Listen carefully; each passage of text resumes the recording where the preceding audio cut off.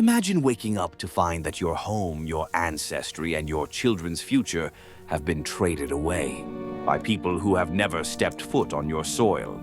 In the winter of 1884, in a grand room in Berlin, 14 nations sat around a table. There were no armies, no shots fired, only the rhythmic, cold scratching of pens on parchment. Before the lines, Africa was a tapestry of complexity. It wasn't waiting to be discovered. It was already home to the Oyo Empire, the Zulu, and the Sultanate of Zanzibar.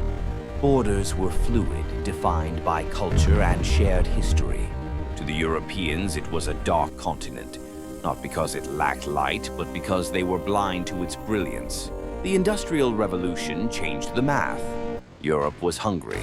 It needed rubber for tires, ivory for piano keys, and minerals for machines.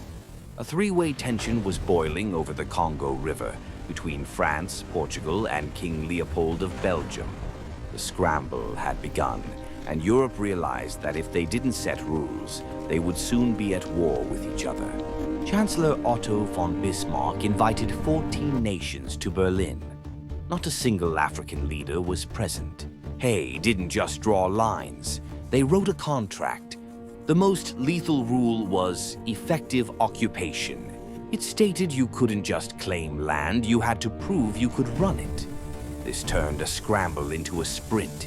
If you didn't move fast, your neighbor would. To justify this to the world, they added a humanitarian clause. They promised to bring commerce and civilization, and to end the slave trade.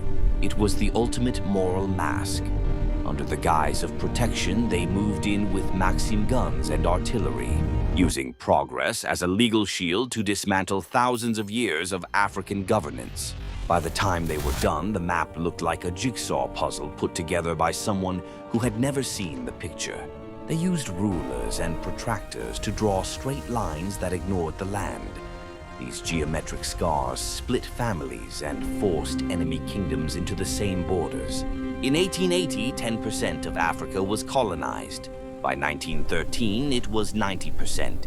When colonial rule ended decades later, the lines remained.